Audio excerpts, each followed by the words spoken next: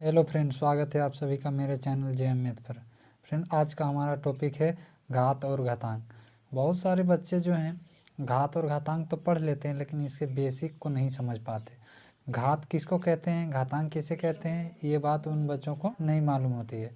तो चलिए, बेसिक समझना बहुत ही ज़रूरी होता है। अगर हमें कोई पूछ दे कि घात किसे कहते हैं, घातांक किसे कहते हैं, तो हम फिर बैक कर जाते हैं कि यार क्या पता, पढ़ तो लिए हैं लेकिन ये चीज़ तो टीचर ने भी नहीं पढ़ाया है। तो चलिए आज हम इसके बेसिक को चलते हैं। देखिए फ्रेंड, सबसे पहले हम लोग शुरुआत करते हैं घात। घात किसे कहते हैं? तो जब किसी संख्या को स्वयं से गुना जितनी बार किया जाता है वह उस संख्या का घात कहलाता है। कहने का अर्थ है कि जब कोई भी एक संख्या है, जैसे एग्जाम्पल ले लेते हैं, कोई भी एक संख्या है 6 है, 6 को स्वयं से गुना करना है। स्वयं से का मतलब खुद से गुना करेंगे, यानी 6 है तो 6 से गुना करेंगे, फिर एक और 6 से गुना करेंगे, एक और 6 से गुना करें। तो जब किसी संख्या को खुद से स्वयं से बार बार गुना करते हैं और जितनी बार गुना करते हैं, यहाँ पे कितनी बार किए हैं, 1 2 3 4 बार, तो यही क्या कहलाएगा फ्रेंड, 6 पे घात 4। ये जो है ये कहलाएगा घात। कैसे हुआ?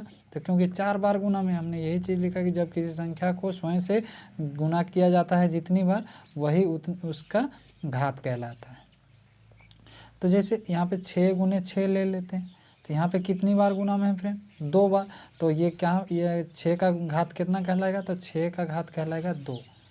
6 का घात 2 कहलाएगा फ्रेंड। इस प्रकार से और भी एग्जाम्पल ले सकते हैं, जैसे 8 इंटू 8 इंटू 8 इंटू 8 इंटू 8, इस तरह से हम लोग ले लेते हैं।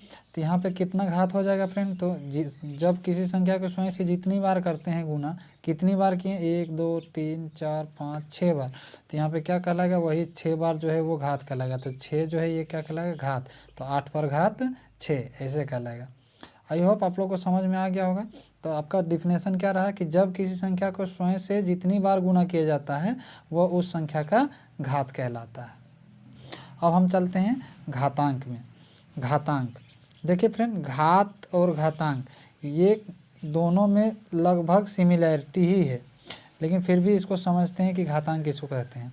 जब किसी पद में चर का सबसे बड़ा घात दिखे उसे हम घातांक कहते हैं। यानी कोई पद दिया होगा फ्रेंड, जैसे a पे घात 5 प्लस b पे घात 10 प्लस c।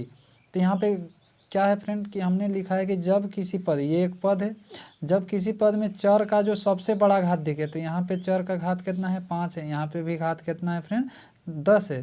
तो यहाँ पे क्या है, सबसे बड़ा घात तो यही है। तो इस बड़े घात को कहते हैं हम लोग घातांक।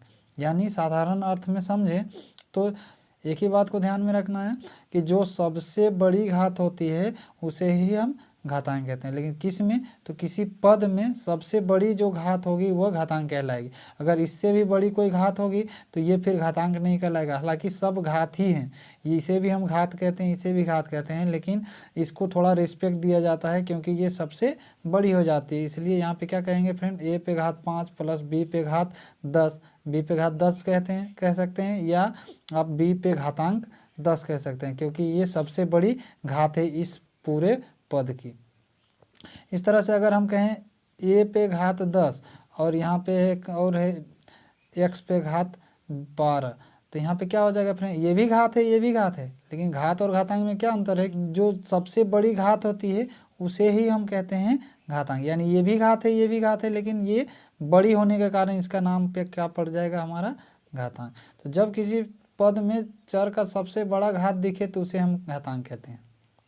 तो आई होप आप लोग को समझ में आ गया होगा। अगर वीडियो अच्छा लग रहा होगा तो वीडियो को लाइक, शेयर और चैनल को सब्सक्राइब जरूर कर दीजिएगा।